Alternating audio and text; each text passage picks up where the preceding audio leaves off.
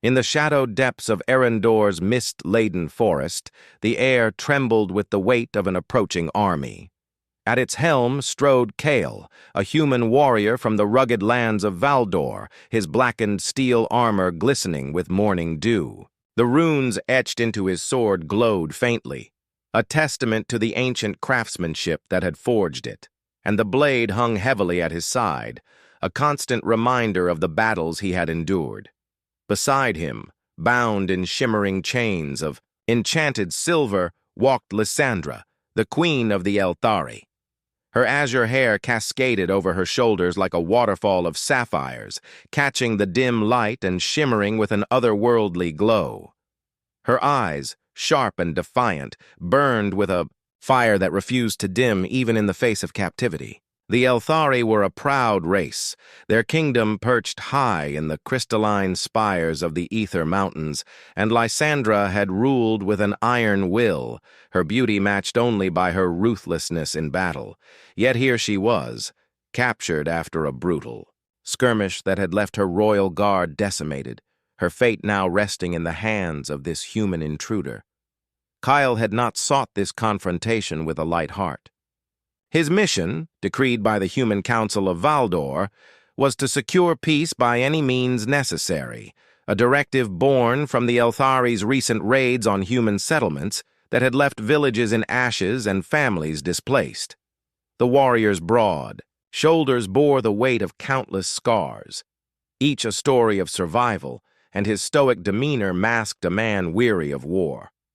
Beneath the hardened exterior lay a soul that longed for a day when blades could rest, when the cries of the battlefield could be replaced by the laughter of peace. As he led Lysandra through the dense forest, her chains clinking softly with each step, he couldn't ignore the intensity of her gaze. It was as if she peered into his very essence, challenging him to reveal his true intentions. The air around her seemed to hum with an ancient magic, a subtle reminder of the power she still wielded, even bound and defeated. His men whispered among themselves, their voices low and tinged with fear, recounting tales of Elthari queens who could shatter mountains with a single incantation. Kael silenced them with a stern glance, his focus fixed on the path ahead, though his mind wrestled with the morality of dragging a queen, however formidable, into captivity. Lysandra, for her part, seethed with a volatile mix of rage and curiosity. She had anticipated cruelty from her captor, torture to extract secrets, or a swift execution to send a chilling message to her people.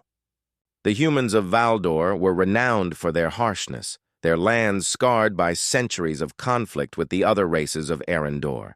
She had prepared herself for the worst, steeling her heart against the inevitable pain, yet Kael had done neither.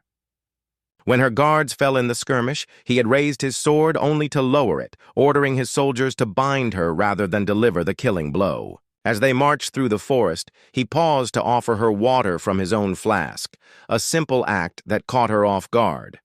The cool liquid soothed her parched throat, but it also ignited a tumult of emotions within her, gratitude warring with suspicion.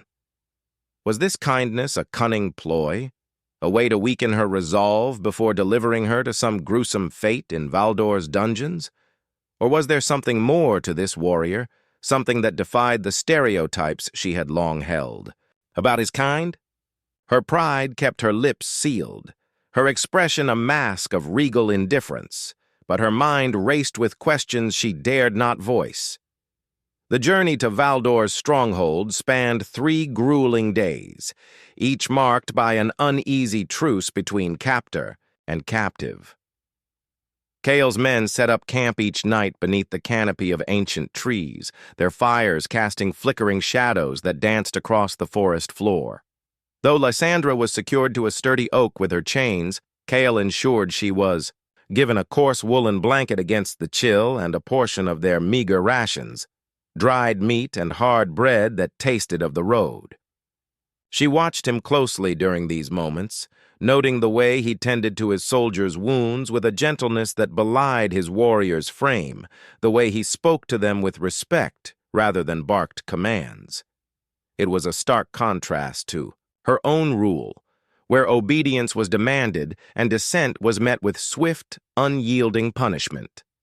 Her court in Elthari had been a place of splendor, its crystalline halls echoing with the songs of her people, but also a realm of fear, where her word was law and her wrath a force to be reckoned with. She wondered, in the quiet of those nights, if her rigidity had contributed to her downfall, if her refusal to seek peace had led her into Kael's hands. Yet pride held her tongue, her lips pressed into a thin line as she refused to acknowledge his acts of mercy, determined not to give him the satisfaction of seeing her gratitude.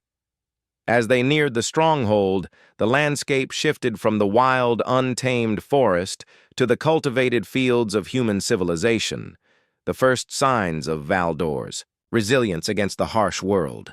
The towering stone walls loomed ahead, their gray surfaces weathered by time and conflict, and Lysandra's heart sank at the sight, knowing they signaled the end of her freedom. She braced herself for the cold embrace of a dungeon cell, her mind already plotting an escape that would restore her to her throne. But Kael surprised her once more. Instead of dragging her into the depths of the fortress, he led her to a small chamber within the keep, its walls adorned with tapestries that depicted scenes of harvest and harmony rather than the bloodshed she had expected. He unbound her chains with a careful hand, leaving only a single bracelet of silver as a precaution, its faint glow a reminder of her status as both guest and prisoner. "You will be treated as a guest until the council decides your fate," he said, his voice steady but carrying a trace of weariness. The gesture left her reeling, her sharp intellect racing to comprehend this turn of events. Was this a test of her loyalty, a chance to escape and rally her people, or a genuine offer of clemency from a man who saw beyond the enmity of their races? She studied his face, searching for the deceit she expected, but found only a resolute determination etched into the lines of his weathered features. That night, as the stronghold slept under a blanket of stars, Lysandra sat by the chamber's narrow window, the silver bracelet glinting in the moonlight that spilled across the stone floor. She could feel the faint pulse of her magic, suppressed but not extinguished by the enchanted metal, a whisper of the power that had once commanded the winds and shaped the crystals of her kingdom. Escape was within her grasp, a spell to weaken. The bracelet, a dash through the shadows to freedom, but something held her back. It was not fear, for fear had long been a stranger to her heart, but a burgeoning curiosity about the man who had captured her. Kael had entered briefly to check on her, leaving a tray of bread and fruit on a small table, and their eyes had met for a moment longer than necessary. In that silence, she sensed a shared exhaustion, a mutual recognition of the burdens they carried, his as a warrior bound by duty, hers as a queen bound by pride. It was a connection she hadn't anticipated, one that threatened to unravel the walls she had built around her heart over years of solitary rule. The following day, the council convened in a grand hall lined with banners of Valdor's history. A group of stern-faced elders who eyed Lysandra with a mixture of suspicion and disdain. Kael stood as her advocate, his voice resonating with a conviction that surprised even himself, as he argued that her capture could serve as a bridge to peace, rather than a tool for vengeance. His words were met with resistance, the elders siding. The blood shed by Elthari raids, but his reputation as a warrior of honor lent them weight. Lysandra listened in silence, her pride warring with a growing respect for this man who risked his standing to spare her life. When the council relented, agreeing to negotiate rather than punish, she felt a spark of hope ignite within her, a dangerous thing for a queen who had learned to trust only herself. But hope was a fragile flame, and she guarded it carefully, unsure if Kael's kindness was a fleeting anomaly or the beginning of something deeper that could reshape the destiny of their peoples. Over the next week, Lysandra and Kael spent hours in discussion within the chamber, negotiating the terms of a treaty that would end the cycle of raids and retaliation. She marveled at his patience, his willingness to listen to her perspective. Despite the chasm of their differences, human pragmatism meeting Elthari mysticism, he, in turn, was captivated by her intellect, her fierce determination to protect her kingdom even in defeat. Their conversations stretched into the night, filled with debates over land rights and trade routes, but also with revelations that peeled back the layers of their guarded selves. Lysandra spoke of the loss of her family to a rival clan, of the throne she had seized to prevent further bloodshed among her people. Kael shared his own story of a village razed by Elthari raiders, of the younger brother he had failed to save as flames consumed their home. The confessions laid bare their pain, forging a trust that neither had expected, a bond that grew stronger with each passing day.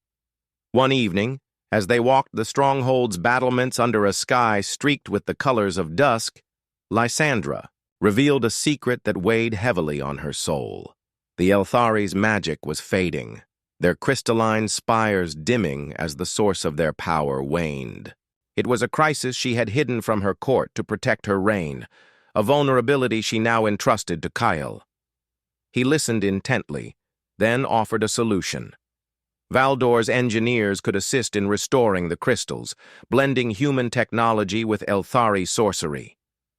Though she hesitated, fearing dependence on her former enemies, she saw the wisdom in his proposal and agreed, marking a pivotal step toward collaboration.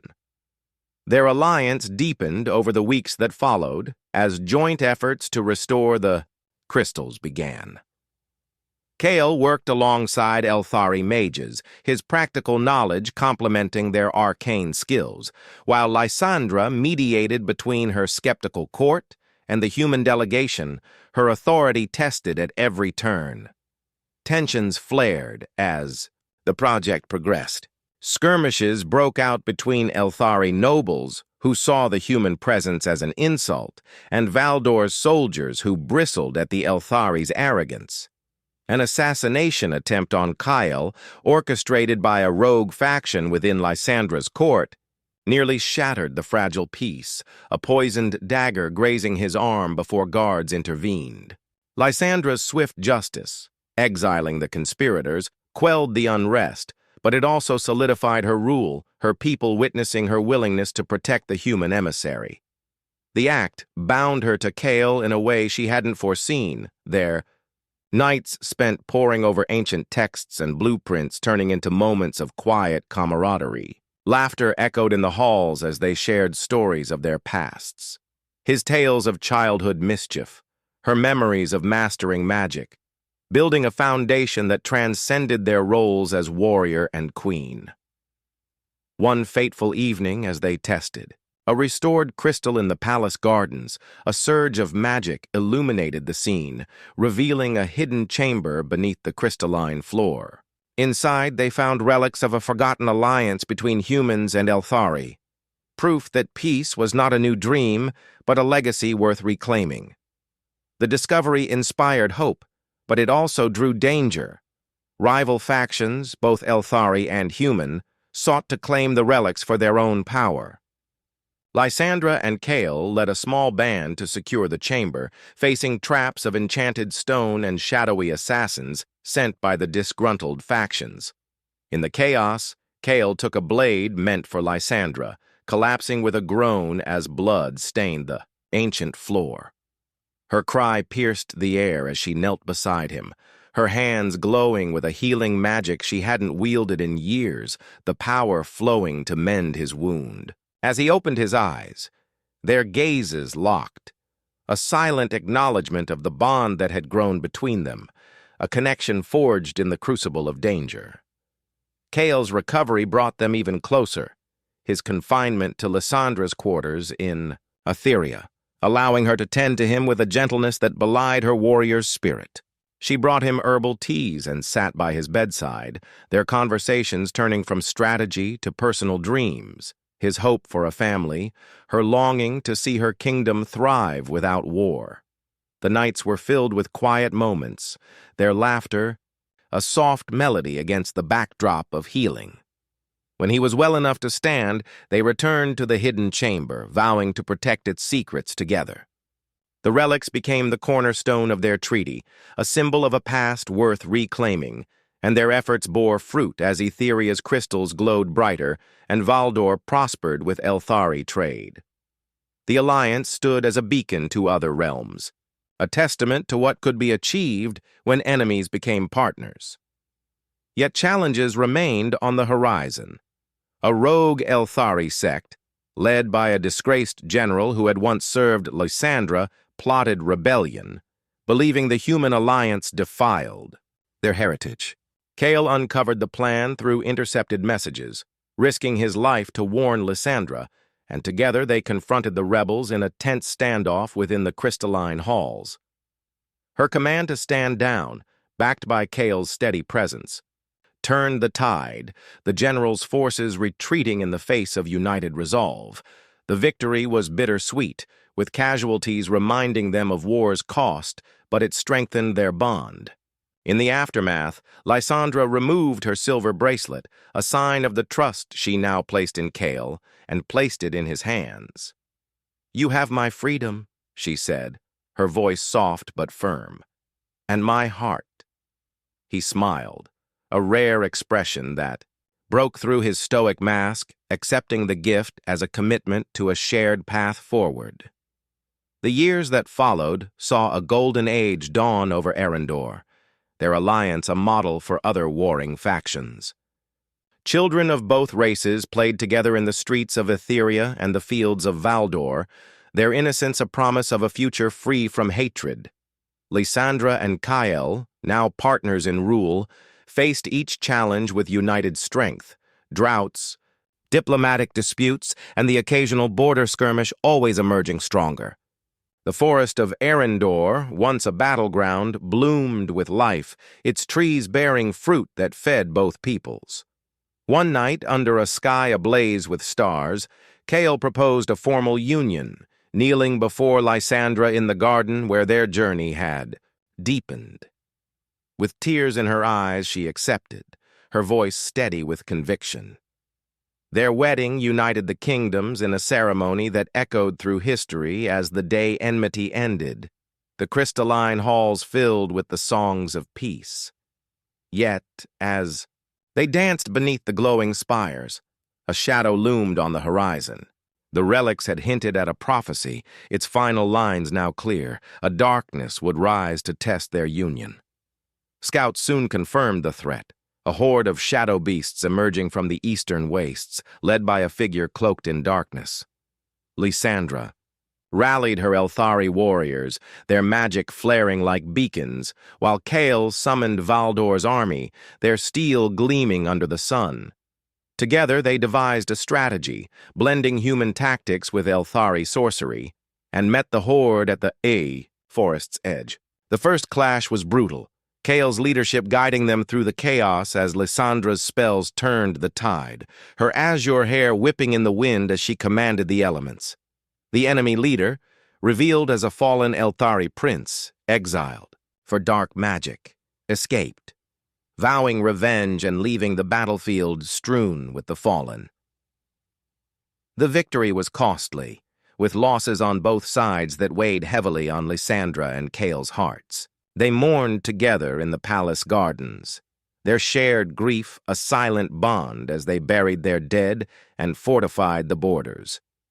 The prince's identity, once a kin Lysandra had failed to save, added a personal stake to the conflict, her resolve hardening to end his reign of terror.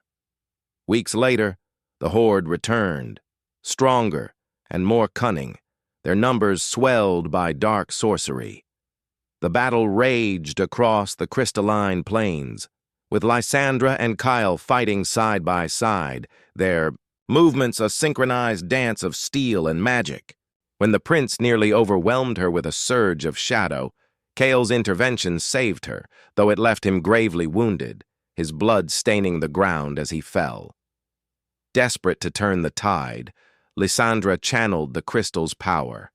A risky move that could drain her life force. The surge banished the horde, the shadow beasts dissolving into mist, but the backlash weakened her, her knees buckling as the magic took its toll. Kael, barely conscious, whispered her name, urging her to live, and healers rushed to stabilize him, their love a lifeline that kept them both fighting. Recovery was slow, with Kael confined to a healing chamber and Lysandra rarely leaving his. Sighed, her strength waning from the crystal's drain. Their talks turned to legacy, ensuring the peace they had built endured, and the court accepted their union formally, crowning them co-rulers in a ceremony that symbolized unity. Intelligence soon revealed the prince sought a black crystal to amplify his power, a relic hidden in the eastern wastes. Lysandra and Kael led a quest into the treacherous terrain, facing ambushes and natural hazards, raging rivers and crumbling cliffs. They found the artifact guarded by the prince's minions, a fierce battle ensuing as Lysandra's magic clashed with their dark energy.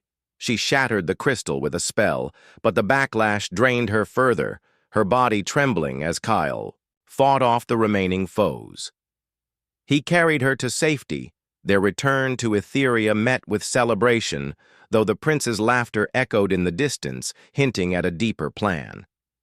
The court rejoiced, but the prophecy's final line emerged. The darkness would rise from within. Suspicion fell on a trusted advisor, who revealed himself as the prince's ally in a shocking betrayal. Guards turned against them, and a skirmish erupted in the palace halls. Lysandra and Kael fought back, their bond guiding them through the treachery, subduing the advisor and uncovering a plot to sabotage the crystals. With quick action, they averted disaster, restoring trust among their people. The prince, weakened but relentless, launched a final assault, appearing in Elthari's heart. Lysandra faced him alone, her magic clashing with his in a duel of wills, until Kael joined her, their combined strength overpowering him. As the prince fell, the darkness dissipated, the prophecy fulfilled. The city rejoiced, though Lysandra's magic was nearly spent and Kael bore new scars. They rebuilt, integrating the prince's followers into society and erecting a memorial for the fallen. Their rule brought prosperity, with education and trade flourishing, and a daughter, born of their union, inherited their strength and magic.